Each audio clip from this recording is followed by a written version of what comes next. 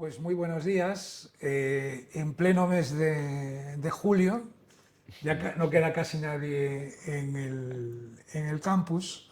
Hoy en el aperitivo tenemos la fortuna de contar con un colega que viene del Superior de Servicio Social de Porto, Marcelo, el profesor Marcelo Galo, y la idea es mantener una conversación pues con él para que pues, nos cuente alguna cosilla.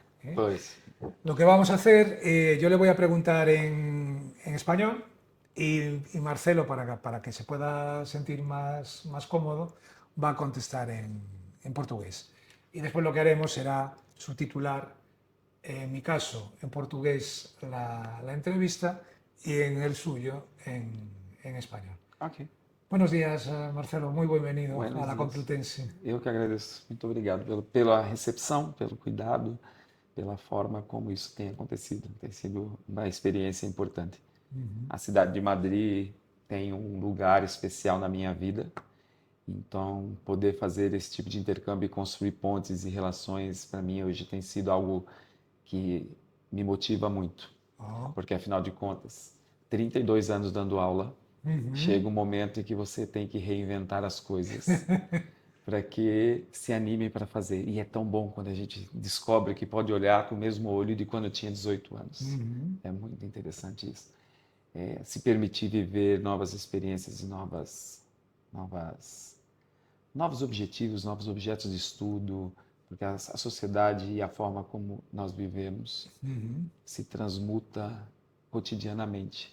Então temos que estar atento a isso, inclusive para mudar e não ficarmos paralisados nas coisas que fazemos. Bueno, el aperitivo es un formato informal. Sí. Hoy lo estamos haciendo un poco más temprano. A lo mejor le teníamos que llamar el desayuno o el almuerzo. Pero normalmente la idea sería estarnos tomando un aperitivo, un Negroni o algo así. Estamos Pero na hoy água. estamos tomando Café tu con agua agua. yo café. Además, yo ya estoy retirado de todos los vicios vitales por prescripción facultativa. Pero la idea es charlar entre tú y yo de manera informal, centrándonos en las cuestiones que nos interesan, que normalmente giran en torno al trabajo social. Pero también nos interesa la parte humana, ¿no? Entonces, si te parece, podemos comenzar preguntándote quién es Marcelo Galo. Eu sou Marcelo, tenho 51 anos e sou um assistente social no exercício da docência. É assim que eu costumo me apresentar. Eu escolhi ser professor muito jovem. Eu comecei a dar aulas num cursinho comunitário para preparação para exame nacional aos 16 anos. Sou filho de uma família de italianos comunistas, anarquistas, e que sempre estive envolvido desde muito pequeno com o movimento social. Mas a minha escolha de ser professor não foi nada na área social, porque a minha primeira formação é em matemática e física. Está bien. Eu, quando escolhi ser professor de matemática pelo desafio de que eu gostava de matemática, mas os professores eram muito ruins. Muito ruins. E eu falei, tenho que fazer algo diferente. E isso me movimentou. Então, aos 17 anos eu entrei na faculdade, aos 18 eu comecei a dar aula no Estado, lá em São Paulo, no Brasil. E fazia concomitantemente a faculdade de matemática no período da manhã e de pedagogia no período da noite. Então, quando eu terminei, já havia passado num concurso para professor e comecei a minha carreira como professor aos 18. Aos 21, comecei a minha carreira como gestor de escola, porque prestei um concurso para coordenação de escola e um menino cabeludo de 21 anos coordenava uma escola com 1.300 alunos por período. 1.300. Por período. E temos aula das 7 da manhã às 11, das 11 às 15, das 15 às 19, das 19 às 22. Era um mar de gente. E foi assim que eu fui aprendendo. Em um dado momento, eu estava já fazendo mestrado em educação, eu fui convidado para trabalhar como pedagogo num acolhimento, num abrigo, uma instituição que acolhe crianças e adolescentes. E lá eu descobri uma assistente social. E foi ali que ela falando sobre a formação humanística do serviço social, eu falei, eu tenho que fazer isso. Então eu abandonei o mestrado em educação e fui fazer Não terminaste? Não. Fiz até a qualificação e não fui o exame final porque eu desisti para fazer a licenciatura em serviço social. E quando eu entrei na primeira aula de História do Serviço Social, eu lembro de ter dito para a Abigail, minha professora de História, eu vou ser professor no Serviço Social. E foi assim que eu fui construindo a minha trajetória dentro do Serviço Social, trabalhando no acolhimento com criança e adolescente como pedagogo, fazendo minha formação. Depois fiz estágio na política de habitação, que eu queria ter outra visão. Mas enfim, terminei e concluí a faculdade, fiz um estudo sobre... Tentei juntar o que eu aprendi da história da matemática com a história do serviço social, que na minha cabeça tinha todo sentido, e tinha, para discutir as questões paradigmáticas do serviço social, e fiz um estudo que no Brasil nós temos que construir uma monografia ao final do curso, que pode ser um relatório de estágio, ou pode ser uma pesquisa teórica, e eu optei por fazer uma pesquisa teórica estudando a crise paradigmática no serviço social, né, e a relação disso com as teorias pós-modernas. E fui olhar como... Que año era esto, más o menos? ¿No? 2005. Claro, sí. E porque no Brasil vivíamos uma invasão da sistêmica e o serviço social brasileiro batendo na teoria sistêmica. Aí eu falei, mas por que estão batendo na teoria sistêmica? O que é a teoria sistêmica? E foi aí que eu fui estudar a teoria sistêmica e as questões pós-modernas. Fui entrevistar pessoas de um lado e do outro para poder construir meu trabalho de conclusão de curso. E isso me levou a ter o desejo de ir para o mestrado, que eu já fui na sequência, que era estudar como o pensamento conservador se materializa no cotidiano do trabalho profissional e discutir trabalho e formação profissional. Fui fazer mestrado na Pontifícia Universidade Católica de São Paulo, sob orientação da professora Maria Lúcia Martinelli, que me convenceu que era mais interessante eu falar da minha prática profissional com crianças e adolescentes, numa perspectiva de garantia de direitos e como isso foi se constituindo, porque era uma experiência muito exitosa na cidade, foi premiada e tudo mais. Então, que fosse uma síntese disso. Confesso que eu fiquei assim... Tá bom, não vou brigar com a orientadora, né? Então, resolvi fazer a pesquisa na área, estudar e aprofundar e discutir o trabalho profissional com crianças e adolescentes em abrigo. Eu lembro de ter entregue estava falando isso ontem numa visita que eu fiz aqui. Eu entreguei a minha dissertação no dia 30 de março, no dia 1º de abril eu estava fazendo o meu projeto de doutorado, que era falar sobre o pensamento conservador no serviço social. Eu falei, eu tenho que falar disso. E fiz um projeto em que eu queria discutir como o pensamento conservador se materializa no serviço social, retomar isso, mas um pouco mais maduro, e já considerando que ser conservador era ser marxista. Dentro do serviço social brasileiro. Era dentro daquele escopo de pensar a ortodoxia marxista do serviço social brasileiro e o patrulhamento ideológico que a gente sofre. Eu sou marxista também. Mas eu não me prendo, eu não me furto a só discutir Marx e esquecer o olhar o lado, porque para mim isso era um grande engano, não perceber que o serviço social brasileiro, ao se constituir, que tinha uma prática nos anos 60 e 70 muito forte com o desenvolvimento comunitário, quando se aproxima da teoria marxista, faz uma ruptura com a igreja e com o conservadorismo, numa intenção de ruptura, como diz a professora Maria de Yamamoto, só que abandona toda a discussão da prática e fortalece o que no Brasil a gente chama da dimensão teórico-metodológica e ético-política, para poder garantir o debate da teoria marxista. Mas a dimensão técnico-operativa foi abandonada. E ao ser abandonado, os assistentes sociais, ao sair da formação, não conseguiam mais fazer um grupo, não conseguiam mais fazer uma entrevista bem feita, porque não era discutido isso na formação. E onde eles iam buscar informação? Na teoria sistêmica. Tinham grandes discursos, mas não cola na prática. Não. Isso se explica por várias questões, na particularidade do caso brasileiro, porque os grandes professores, os grandes intelectuais que têm uma contribuição imensa e incrível para o serviço social brasileiro e não só, são pessoas que nunca trabalharam com uma população. E numa grande contradição de você defender uma outra ordem societária que não a capitalista, e essa é a paradigma de luta do serviço social brasileiro, mas você é empregado pelo capital. E aí como é que você faz algumas discussões lá dentro? Então as pessoas no cotidiano acabam por não perceber a relação teoria e prática e não objetivamente materializar a dimensão técnico-operativa numa perspectiva crítica, de retomada do trabalho de comunidade, por exemplo, porque não faz. E aí isso foi um ano de discussão disso, só que e estava sendo orientado pela professora Maria Carmelita Yazbek, que também é uma pessoa incrível. Só que eu fui para fazer isso, participar de um grupo de pesquisa com a professora Aldaís Esposati, e lá tinha a participação que estava lá fazendo um intercâmbio o professor Serge Pogan, um sociólogo francês. E eles começaram a construir um grupo de pesquisa para poder discutir um estudo comparado de São Paulo, França, sobre como as famílias que são beneficiárias de programas de transferência de renda se protegem. E era fazer um estudo. E eu fiquei fascinado com aquilo. E fui convidado para ir para a pesquisa e abandonei a minha pesquisa e fui trabalhar, porque assim, eu sei que eu tenho muitas ideias, mas quando eu estou fazendo eu foco naquilo e eu quero fazer aquilo bem feito. E eu conversei com a minha orientadora e falei, olha, vou mudar de orientador, vou mudar de projeto, porque acho que é uma experiência de aprender a fazer pesquisa com um sociólogo francês que eu não quero perder. E foi a melhor escolha que eu fiz.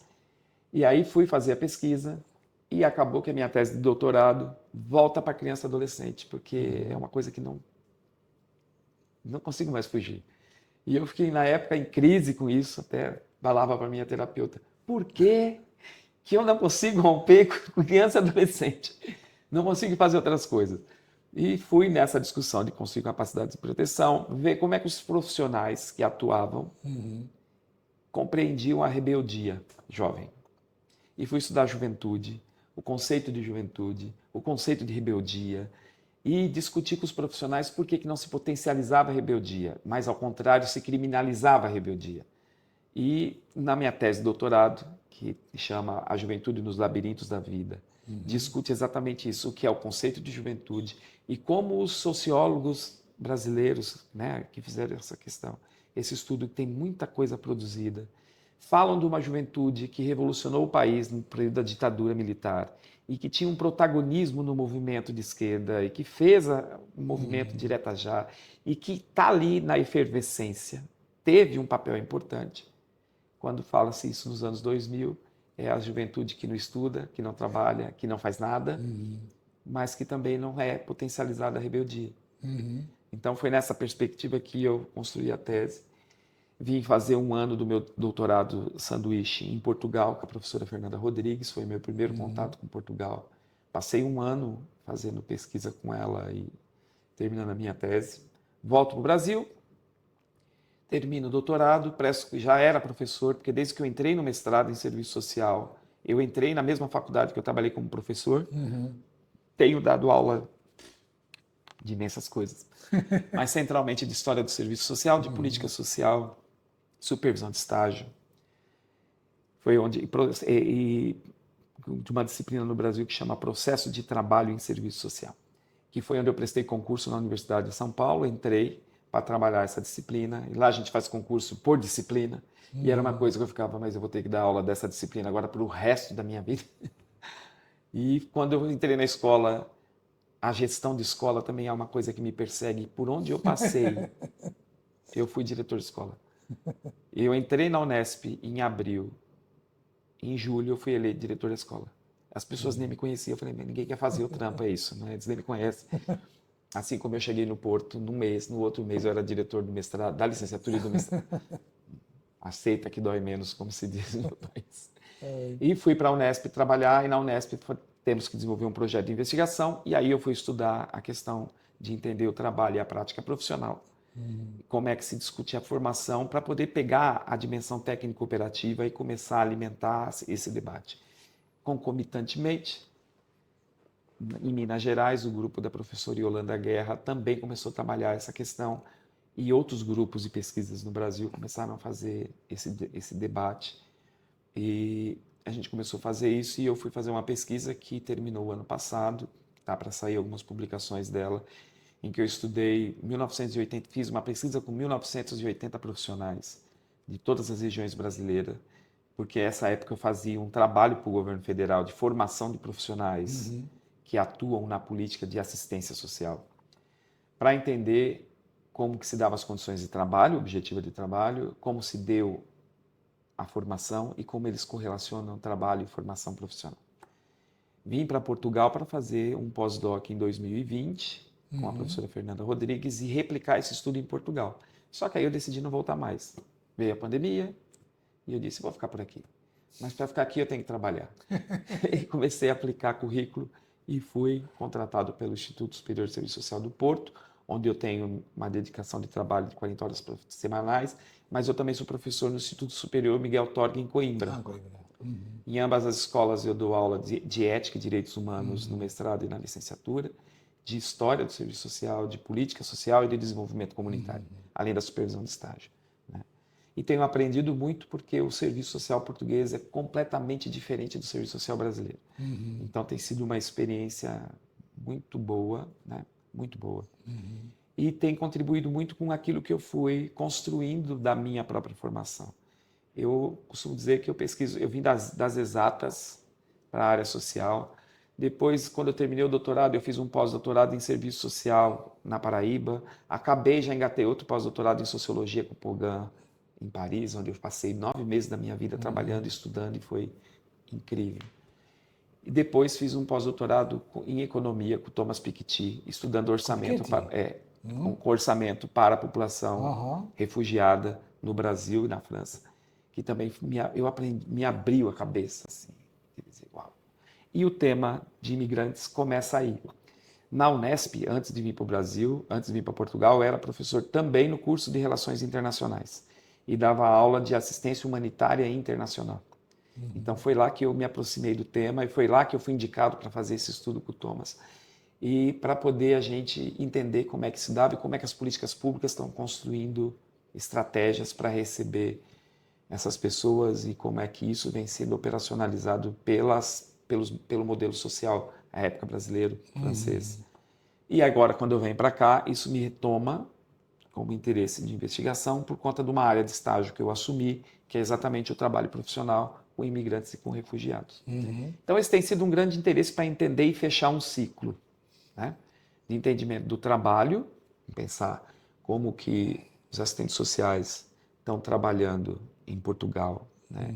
Interesse é olhar para cá agora também, na Espanha, que são modelos diferentes de proteção social, mas quais as respostas são dadas. E como isso tem garantido direitos humanos dessas pessoas. Então isso é uma coisa que tem me provocado e que eu tenho feito. Mas como eu não sou uma pessoa que faça uma coisa só, você já deve ter percebido. Uma outra coisa também está me coçando e eu tenho gostado muito de fazer. Aliás, tem tomado muito meu tempo. E é uma discussão teórica, que eu gosto do debate teórico, mas eu gosto da prática. Mas eu resolvi, por orientação ou por indicação da minha psicanalista, a fazer um curso de psicanálise. Porque eu gosto da discussão da psicanálise. Eu estudo muito, leio muito. E então eu entrei o ano passado num curso de psicanálise para tirar. Já tem 2 anos e meio que eu estou fazendo. Vai acabar agora.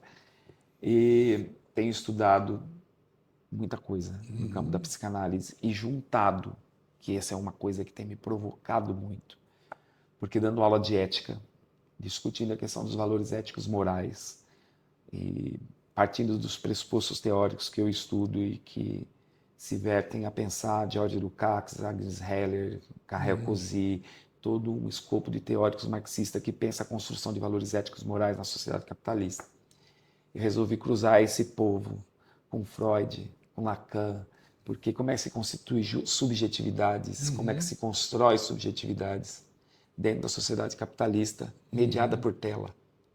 Como é que lá volta para a criança de novo.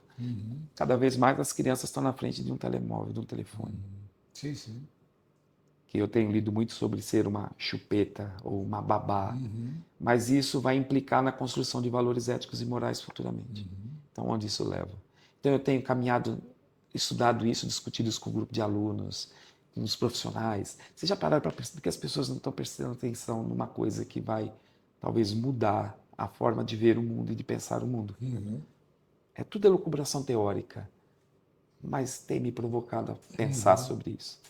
Está um pouco daquilo que transmuta na cabeça desse geminiano maluco que quer fazer várias coisas ao mesmo tempo. Hay varias cosas que me llaman la atención en esta breve biografía que nos has contado y con algunas con las que me siento identificado. Una es la diversidad de las temáticas, de los temas por los que te has interesado y en los que has trabajado, que yo creo que hoy en día hay una corriente que nos fuerza a que no hagamos eso, Sim, a que nos ultra especialicemos, en la academia al menos, ¿no? Que tengas una carrera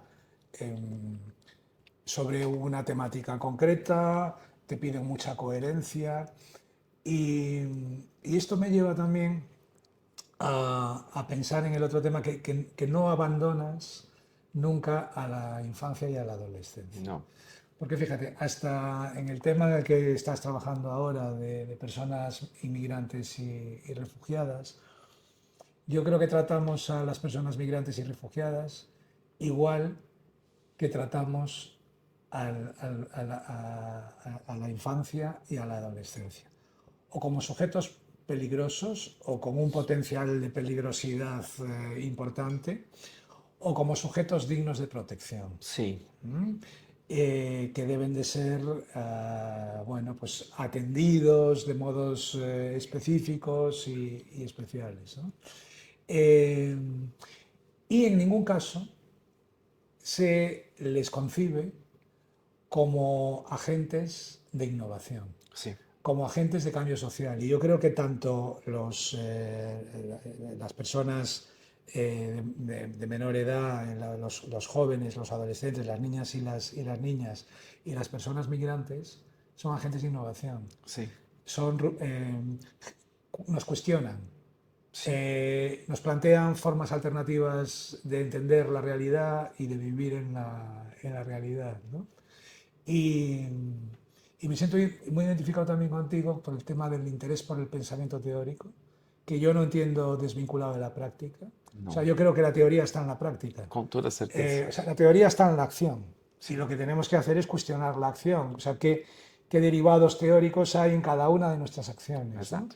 Mas quando falamos dos grupos imigrantes, hoje eu tenho 25 alunos fazendo estágio em diferentes organizações que atendem imigrantes.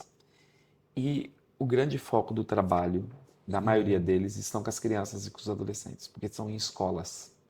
Porque, por exemplo, o que acontece em Portugal, tem muitos chineses, indianos, brasileiros, venezuelanos, colombianos, enfim. E é uma diversidade muito grande, em que essas crianças chegam e têm que ter o direito à educação garantida e vão para as escolas. Só que eles não falam português. Eu estou dizendo nem os brasileiros. O português falado no Brasil não é o português falado em Portugal. E, por vezes, a gente tem muita dificuldade de compreendê-los. Eles nos compreendem melhor por conta do tanto de novelas brasileiras que passam em Portugal. É verdade. Então, a gente fala, mas quando eles falam, a depender da forma que fala, não se percebe, não se entende nada. Então, um aluno brasileiro, quando chega, também sofre de uma barreira linguística, mas todos os demais. Então, os grupos que estão atendendo essas crianças estão ocupados em ensinar português, porque não tem algo que possa integrá-los. E, mais uma vez, qual é o recurso utilizado? Google Tradutor, o telefone. E se traduz, se fala. E é complicado, porque você está formando pessoas. Então, é uma preocupação, as pessoas estão preocupadas com os adultos, com não sei o quê, mas as crianças que estão sendo formadas não têm seu potencial, de fato, garantido, porque a condição de trabalho dos professores em Portugal é péssima. É péssima. E eles são colocados dentro de sala de aulas com múltiplas culturas. Então, é muito difícil esse debate, porque se tem uma tendência a culpabilizar o professor, a criminalizar o professor, a dizer que o professor não está dando conta, mas o professor não tem condição de trabalho para fazer. O professor não tem que saber falar chinês, nem castelhano, né, para dar aula. Ele não é formado para isso. Só que, de repente, ele se vê dentro de uma sala de aula, com alunos que falam castelhano, com alunos que falam brasileiro, como eles dizem, com alunos que falam chinês. E os diferentes dialetos indianos que são falados. Eles estão com toda essa gente dentro de sala de aula. Então, isso é uma preocupação que volta para a criança e adolescente também. Então, é por isso que é um assunto que, né? E outras coisas que me preocupam muito quando vejo isso.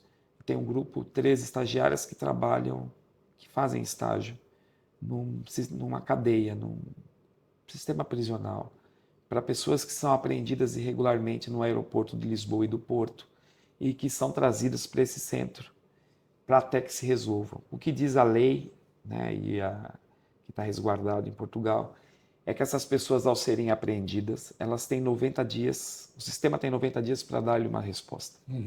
Ou elas são recambiadas ao seu país de origem, ou é acertada a documentação, ela fica em Portugal e vai correr sua vida. O que acontece é que em 90 dias, nem a documentação é acertada, nem são recambiados, e a porta é aberta e eles são colocados na rua para tentar a vida, mas se foram apreendidos pela polícia, voltam para a cadeia. Ou seja, que direito é esse? Né? Então isso borbulha. Eu falei, será que isso é só aqui? Será que isso na Espanha é do mesmo jeito? Será que na Itália é do mesmo jeito? Então comecei a cutucar para ver. Mandei e-mail para cá para poder fazer essa conversa. Ontem conversei com as colegas para saber se tinha interesse da gente construir um BIP para poder fazer uma discussão sobre isso. E a gente vai voltar a conversar sobre isso em setembro. Conversei com o pessoal da Universidade de Milão, que também aceitou fazer uma conversa para a gente poder pensar, porque é um problema que não é só em Portugal, é um problema mundial, de mobilidade humana. Né? E se a gente está falando em garantir direitos humanos e pensar o trabalho do assistente social dentro desse jogo, qual é o nosso trabalho? Como é que a gente garante direitos humanos? Então, volta de novo à prática, porque os assistentes sociais estão lá fazendo. E é diferente pensar o serviço social português do serviço social espanhol, do serviço social italiano. E aí a coisa ganha diferentes camadas. Né, para pensar. ¿Te has planteado también en esta búsqueda Grecia, o sea, todo lo que sería la frontera sur de la Unión Europea Eu sou ousado, mas... y Francia? Sim, eu sou ousado, mas eu estou devagarinho. Para quê? Eu acho que isso vai aparecer.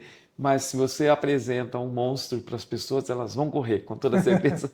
Mas aí a gente deixa as pessoas construir o monstro. Porque daí, quando a gente fala isso, isso vai aparecer com toda certeza. Porque quando você vai à Itália e todo o problema que vem dessa fronteira vai aparecer, porque é um problema latente deles.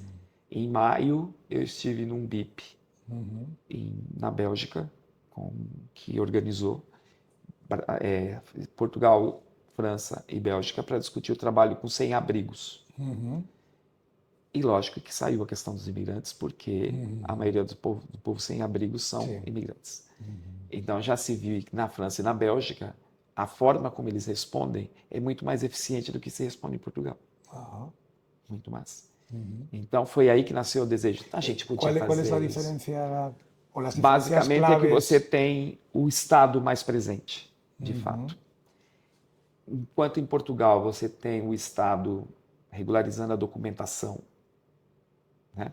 E que não funciona, não tem funcionado. Todas as ações que são realizadas pela igreja. E os projetos que tem, por exemplo, os CLAINs, que são entidades que são geridos pelas misericórdias, eles recebem verba da União Europeia e vivem por projetos. Então, esse projeto da penitenciária mesmo, ele se encerrou em outubro. Não, em novembro, quando deu baixa, o Costa se demitiu, o projeto parou e só voltou agora, porque não tinha como fazer pedido de orçamento. Então, viver desses projetos é um grande problema, porque o projeto começa e acaba às vezes, não tem continuidade. E é diferente na França e na Bélgica, onde o governo banca, na maioria das coisas. Tem, lógico, as entidades, aquilo que é privado acontecendo, mas você percebe que tem uma relação com o governo, pelo menos naquilo que a gente conversou, que está mais presente. Outras estratégias, grupo de comunidade fazendo trabalho com a comunidade cigana ou com a comunidade indiana e desenvolvendo essas coisas coletivo. Não é? É muito diferente do que se faz em Portugal, que está centrado no indivíduo. É diferente do que se faz em São Paulo. E na época que eu estive em São Paulo no curso e os alunos iam conhecer, se juntava a comunidade boliviana, venezuelana, que lá estava muito forte naquela época. E se trabalhava o grupo, como se fortalecia o grupo, como o grupo se autorregulamentava, se autoajudava e fazer festa e juntar a comunidade. Então o trabalho estava muito vinculado nisso. para poder fazer com que essas pessoas se sentissem acolhidas, dizendo, o problema não é só meu, tem mais gente na mesma situação.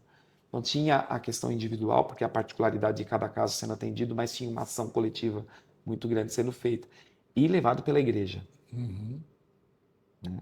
Com toda a crítica que eu possa fazer à igreja em algumas coisas, há que se lembrar que muito do que a gente fez e faz é com a igreja. Sí, la estructura está ahí.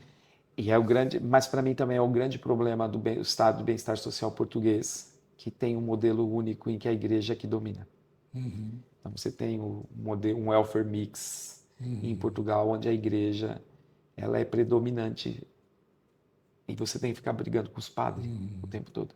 Sí, sí, sí. Eu vejo as assistentes sociais, todas elas, o grande problema delas, qual é a sua maior dificuldade? É o padre.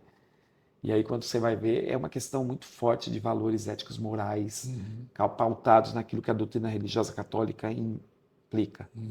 Numa conversa, a roda de conversa, falando sobre a questão dos povos árabes e a ameaça da soberania islâmica.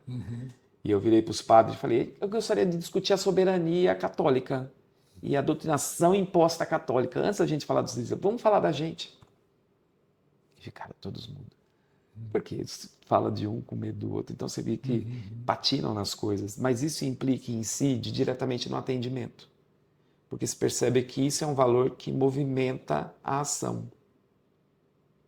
Então, a chamada de atenção sempre é cuidado, porque isso também implica em garantir direitos, em defender aquilo que está na carta, se a pessoa tem direito a exercer a religião que ela quiser, e não ser doutrinada a ser católico. Né? Porque isso é um problema em Portugal, de fato. Estão sendo feitas coisas, muita coisa legal, mas não é porque é bem feito também que não pode ser feita uma crítica construtiva para se melhorar.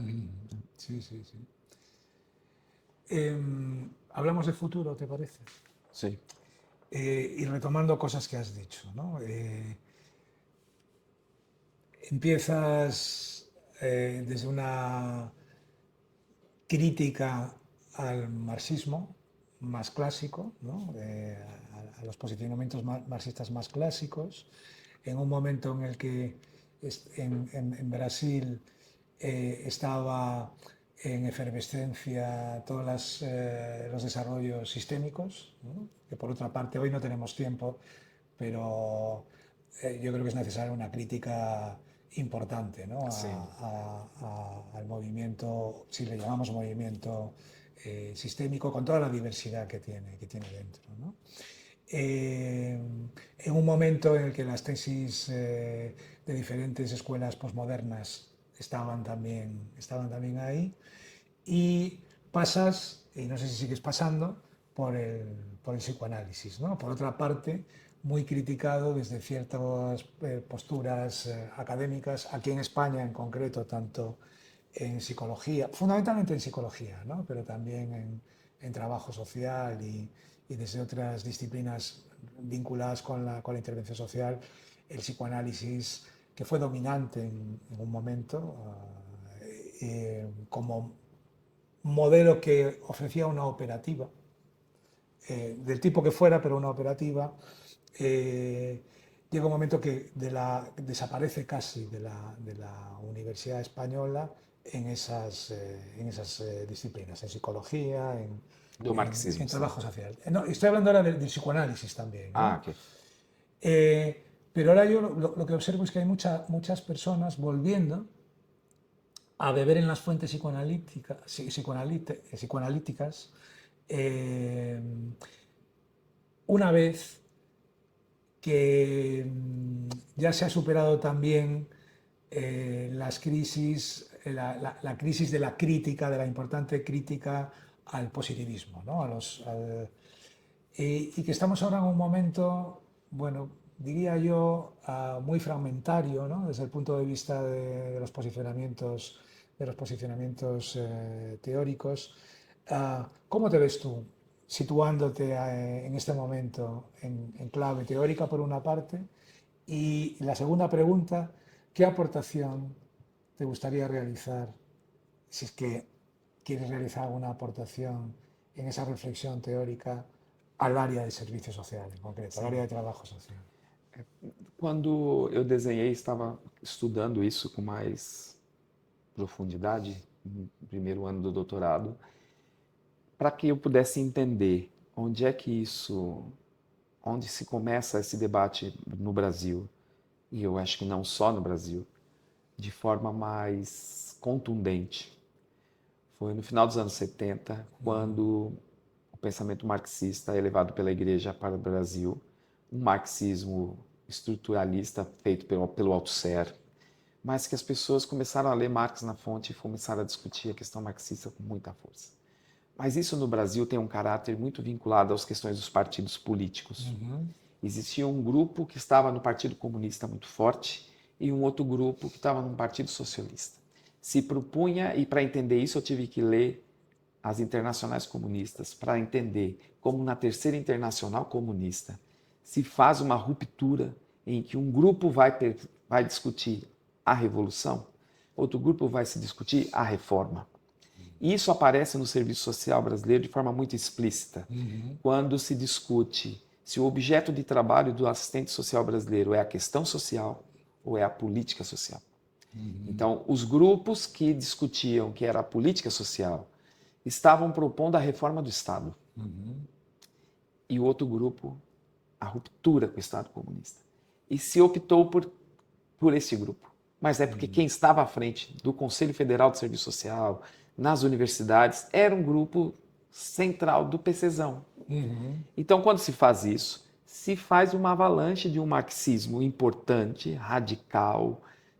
Não tem, a crítica que eu faço a isso é que você se prende. E o que eu estou chamando de conservador é você só olhar para isso e não olhar para o lado. Porque ser conservador é querer que conserve esse movimento, mas a gente tem que pensar, não tem como fazer isso agora.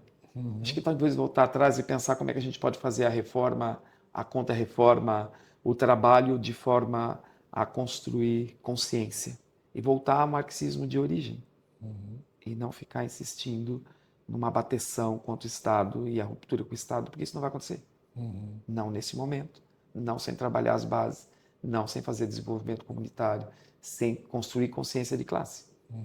E esse grupo não consegue fazer isso, porque para fazer isso tem que assumir, somos trabalhadores e somos contratados e pagos pelo ideário neoliberal. Claro. Sí, sí, esa gran contradicción, ¿no? E é uma grande contradição. E é muito difícil para esse grupo assumir que cometeram um erro. Claro. Entendeu? Mas esse outro grupo está ganhando muita força no Brasil e não só. Né? Agora, quando você... Te voy a hacer y después continuamos aquí. Yo tengo la sensación, pero lo desconozco, de que el servicio social brasileiro es recibido en Portugal con cierta prevención, digamos, precisamente por esas raíces marxistas, ¿no? En las que bebe, ¿no? Mas o Serviço Social Português tem 3 grupos. 3 grandes grupos. O Serviço Social Brasileiro... Perdona, que te he cortado. É assim, eu ia chegar agora no Serviço Social Português. Quando eu venho para Portugal para começar a fazer a discussão e vou olhar para a história do Serviço Social Português, e aí é uma questão que agora eu também tenho, dando aula de história, vai conversando com os colegas, você vai ganhando mais densidade de pensar a história do Serviço Social Português. É como se o Serviço Social Português estivesse parado nos anos 60 do Serviço Social Brasileiro. Eles caminhando juntos até a ruptura com a igreja. Portugal também faz uma ruptura, uma intenção de ruptura com a igreja. Só que depois do 25 de abril, esse debate acabou. Não se fez mais. E se começou a discutir a construção das escolas. Então há um grupo em Lisboa que ainda recebe a discussão marxista e os professores brasileiros e toda a gente para fazer intercâmbios, não sei o que, com mais acolhimento, assim como em Coimbra, no centro. Mas se você vai para o norte, onde eu trabalho, há um keep out, mantém a distância. E é claramente positivista o serviço social do norte do país. Focado no caso, no ver, no julgar e no agir, somente na leitura de diagnósticos da Mary Richmond E isso é, para mim, eu falo, isso é tão importante que no Brasil até a Mary Richmond rasgaram e jogaram fora. Não se estuda mais no Brasil desde os anos 80. Eu nunca li Mary Richmond na formação e nunca dei para os alunos porque é proibido, que é um erro. Sí, É um erro. É um erro, inclusive, do ponto de vista marxista. Faz parte da história. Como é que você nega a história? claro. Tem que ler. Como não vai ler? Só que aqui só está parado nela. E eu falei, Mm. não, tem que superar ela também, porque Sí, ela sí. não dá mais conta de responder as coisas. Mas então tem diferença na forma. E o fato de que em Portugal, cada escola trabalha o que quer na formação. Não tem uma diretriz nacional para se pensar a formação profissional e eu não tenho, acho que isso vai acontecer tão cedo. Então, tem diferenças de ver.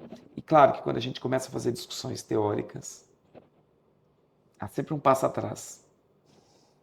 O que eu tenho feito nesses anos todos é parado, ouvido, porque tem uma história que tem que ser respeitada deles. E tentando aprender com eles. E mesmo na condição de hoje, ser diretor de escola já há 5 anos, eu nunca impus nada para nenhum deles. Porque senão eu vou contra aquilo que eu acredito, que é construir coletivamente, tentar chegar a acordos coletivos e fazer coisas, construções coletivas. Vai acontecer ainda, mas está caminhando. Várias coisas a gente já consegue fazer. Mas há sim um cuidado. E eu considero que o cuidado é exatamente por conta do patrulhamento ideológico, que em Portugal eles chamam de... me foge sempre essa palavra. Que eles dizem que não querem que fique, agora com a instalação da ordem, né, que acabou de ser instalada a ordem dos assistentes sociais, de que não haja um jogo só de interesses profissionais. Mas tem que ter. Porque senão a gente não vai ter espaço de trabalho. Por exemplo, no Brasil, quando se construiu a lei que regulamenta a profissão, esse grupo que estava também fez mesmo patrulhamento e fez mesmo lobby para poder garantir na lei aquilo que só o assistente social pode fazer. Então hoje tem muito claro definido quais são as atribuições privativas dos assistentes sociais, que sociólogo não vai fazer, que psicólogo não vai fazer, que pedagogo não pode fazer. Esto aquí en España sí que se ha trabajado mucho también. Desde los colegios profesionales se forzó que en las leyes autonómicas se refiriera de manera específica Aquilo que é do aquello trabalho. que es propio del trabajo E social. em Portugal não é. Então, a minha grande pergunta para os supervisores sempre é, de estágio, o que é que você faz que o psicólogo não faz, que o sociólogo não faz, que o educador social não faz, que o gerontólogo não faz? E ninguém sabe dizer. Porque todo mundo faz tudo. Porque não tem lei. E esse debate não é feito. E não é feito exatamente porque não querem construir isso que eles chamam, que é essa palavra que me fugiu o nome, peço desculpa, que é de trabalhar junto e de fazer com que o serviço social pense. Eles não querem pensar junto. Então, acho que é um processo em que a gente pode contribuir com o pensamento de diferentes formas, mas é um processo que lá, por conta de questões culturais, de valores éticos, morais, não anda na mesma velocidade que em outros países. E com todo respeito, salvaguardado a história do serviço social português, a luta do serviço social português, que é muito importante, mas que tem que andar. Tem que andar. E eu acho que esse debate de olhar e fazer uma crítica ao marxismo, né, eu fico pensando sempre se meu avô tivesse vivo, o que ele falaria de eu falar isso, mas é porque não dá para viver o radicalismo do marxismo pensando sem olhar para o lado. Né? Porque isso é de um grupo específico. Não tem outro grupo de marxistas que olham o mundo de outra forma, sem perder a crítica ao Estado, saindo da crítica da economia política e ampliando o olhar. Né? Quando eu vou agora fazer psicanálise, a minha grande surpresa foi que o grupo de professores que eu tenho são todos marxistas, são todos da psicanálise marxista, e eu fiquei assim, isso é possível. Eu me vi em casa, porque não tem nenhuma ação que não seja refletida da mesma lógica de se olhar a relação de exploração capital-trabalho e o quanto isso incide nas questões psíquicas. E falei, caramba, que legal, né? Não é muito legal. Então, acho que isso é interessante para a gente poder continuar caminhando, porque senão a gente ficar falando a mesma coisa e doutrinando na mesma régua é muito difícil. La Academia Portuguesa de Trabajo Social, en Servicio Social, también va por otra línea completamente Sim. diferente ahora, ¿no? Un poco en una lógica que se ha impuesto a todas las instituciones académicas de la producción científica, de las publicaciones en determinado tipo de revistas, la cuantificación del mérito. A gente não vê o quanto a gente aceita o que o ideário neoliberal está fazendo para poder paralisar as universidades. Porque isso é um grande jogo e a gente, por mais que estude, está caindo no jogo. Porque eu não vejo uma greve contra isso. Eu não vejo ninguém questionando isso. Não vejo. Eu faço avaliação de curso no Brasil, né? E quando a gente vai fazer avaliação de curso, isso é ponderado. Mas toda vez que eu vou ponderar isso, eu também levo a reflexão para os professores do porquê que a gente aceita isso. Porque está tudo muito bem orquestrado. Você não tem bolsa para os alunos e para você se você não responder. Você não consegue desenvolver uma coisa se você não responder. Só que isso está paralisando porque você perde a sua vida numa ultra objetificação num único lugar e você perde a capacidade de olhar o todo. E aí eu vejo as pessoas, eu costumo dizer, eu trabalho 40 horas semanais, porque a classe trabalhadora lutou e morreu, muita gente para esse direito ser garantido. E os meus amigos marxistas trabalham 60, 70, 80, falei, estão cuspindo no sangue da classe trabalhadora. Sí, sí, sí. Onde está o ócio produtivo? Onde estão as questões que se colocam? Vocês não param para refletir que não dá. E aqui você percebe que está essa lógica chegando em Portugal de uma maneira. Eu tenho dito para meus colegas, olha, eu estou há 32 anos em sala de aula, eu vi a reforma do Estado do ensino médio, eu vi a reforma quando o Lula entrou na gestão e que o Fernando Haddad foi ministro da Educação.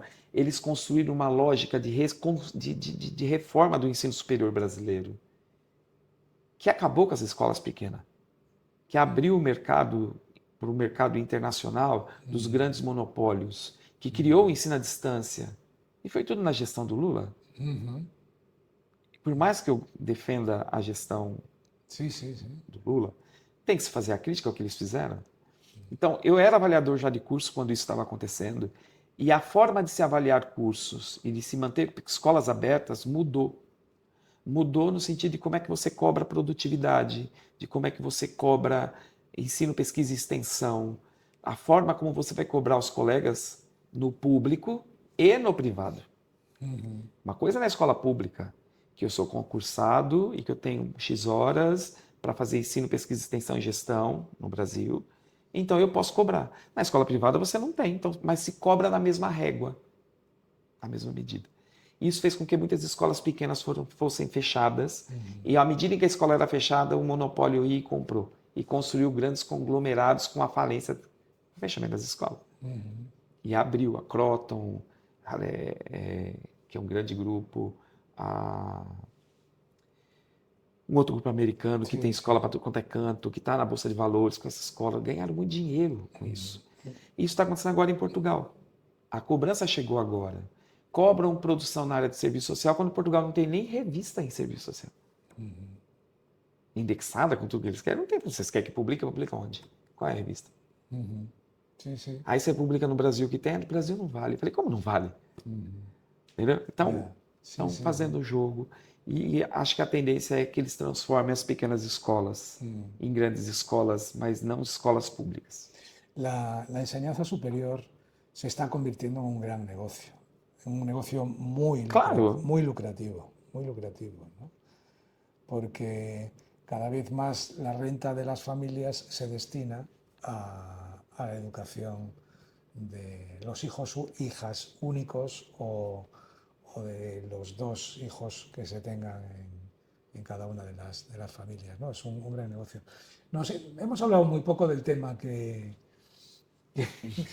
nos traía Se fala aqui, tanta coisa. pero yo creo que Mas eu acho que está sendo muy interesante. o que centra nesse tema, que eu acho que quando provoca vir, isso foi a gente que me trouxe aqui. Foi discutir essa questão. Mas centralmente é a questão do trabalho. E veja, acho que a gente falou bastante do trabalho profissional, das implicações teóricas, da implicação do modelo de bem-estar social, de política social, que tem incidência nesse trabalho. Sim. E olhar para a população imigrante, olhar para a criança, para o adolescente, para os imigrantes, e como o trabalho profissional tem sido feito, vai nos levar a pensar a formação. Nós formamos os profissionais para fazer esse tipo de trabalho. Os profissionais saem da escola falando inglês ou dominando uma terceira, segunda, para poder... Como é que conversa? Sí, sí, sí. Né? Porque a gente também, na condição do nosso trabalho, vamos recorrer à tecnologia para poder fazer esse atendimento, mas a gente nem sempre dá conta de fazer isso. Então, é um assunto que leva a gente para o terreno, que me provoca nesse momento e que faz refletir tudo isso. Como é que a gente chega em 2024, né, para trabalhar, para formar pessoas que vão atender esse grupo em específico. E por que esse grupo específico? Porque, na realidade portuguesa, é o grupo que é a maior expressão da questão social, Totalmente. são os refugiados. É uma nova dinâmica. É um grupo que chega num país que abriu as portas, que tem seus valores éticos e religiosos e está em choque com outros tantos valores éticos e religiosos. Né? Eu lembro na fala de um partido de extrema-direita do Chega, em Portugal, do inominável, que eu não gosto de falar o nome dele para não valorizar o sujeito, mas dele dizer que não queria receber ninguém que não falasse português e que não fosse católico.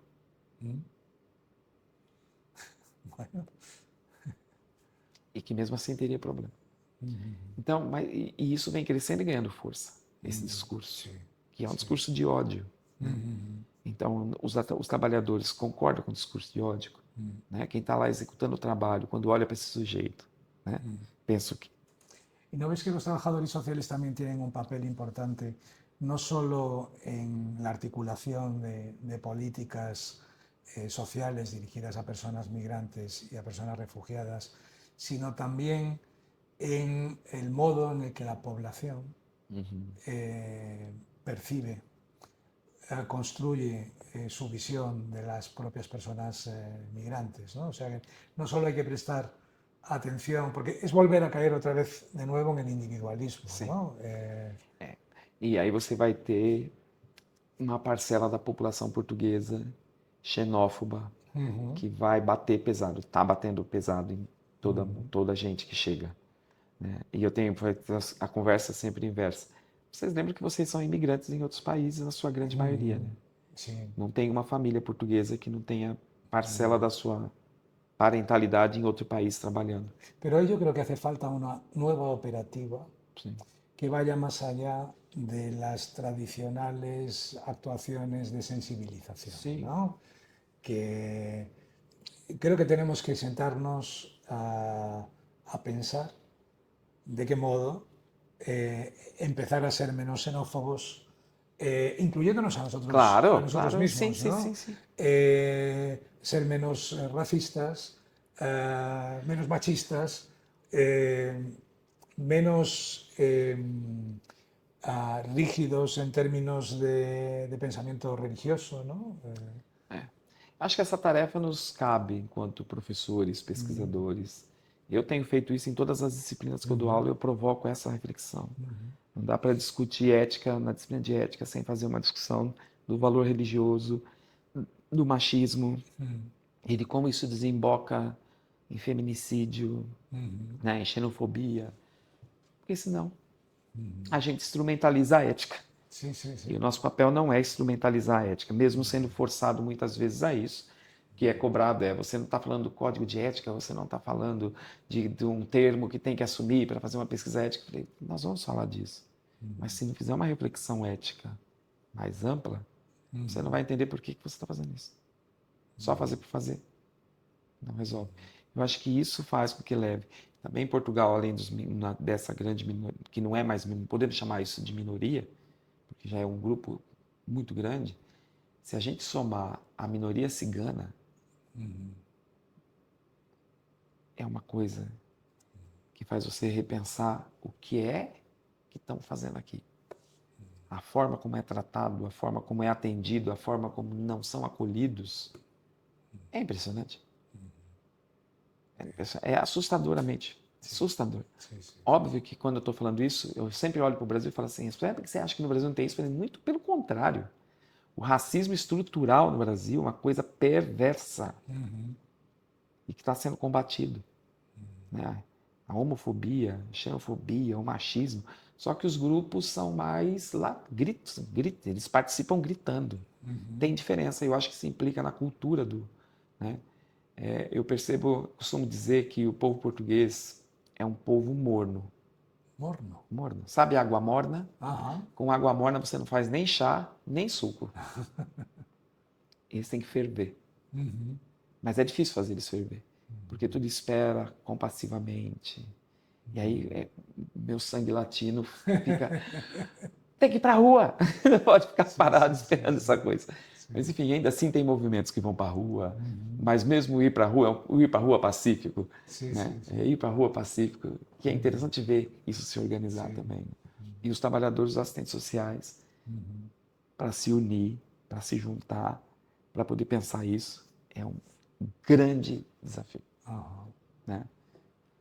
Enfim, Se nos va terminando el tiempo. No sé si quieres dejar algún mensaje para terminar. não, como isso aqui se destina também a um grupo e não só, né? Acho que provocar as pessoas que participam desse laboratório a construir reflexões amplas e que se desafiem a sair das suas caixas, né?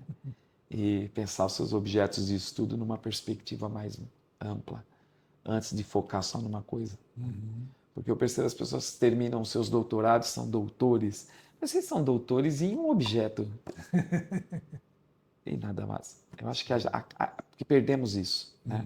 Eu acho que quando se via um doutorado lá atrás, antes até do que eu fiz, você tinha pessoas que passavam 10 anos fazendo doutorado, né? Para poder, de fato, estudar tudo para poder chegar num objeto. Hoje não, você tem 4 anos, às vezes 3, 3. Ahora lo han cambiado, pero 3. Sí. No entendeu? tiene E que você sentido. faz 3 artigos e tem lá Ujú. um título de doutor. Abra a cabeça. Porque esse título vai ajudar você a abrir muitas portas, mas a gente tem uma responsabilidade ética com a nossa formação e com a produção de conhecimento de uma área tão importante quanto do serviço social. Então, ampliar os olhares e sem perder o foco naquilo que você tem que fazer, mas esse é um grande desafio que tem que ser feito. Pues Marcelo, muchas gracias. Eu que agradeço. Yo espero poder verte si se construye Vamos nos ver em setembro, com toda certeza. este proyecto, ¿no? De VIP. É isso. Esse é só o começo. Y habrá que ver más cosas para seguir pensando, para seguir interesándonos por temas distintos, ¿no? Y para seguir mejorando Claro. la realidad que nos rodea. Pues esto ha sido todo. Muchísimas gracias por vuestra Eu que atención. agradeço.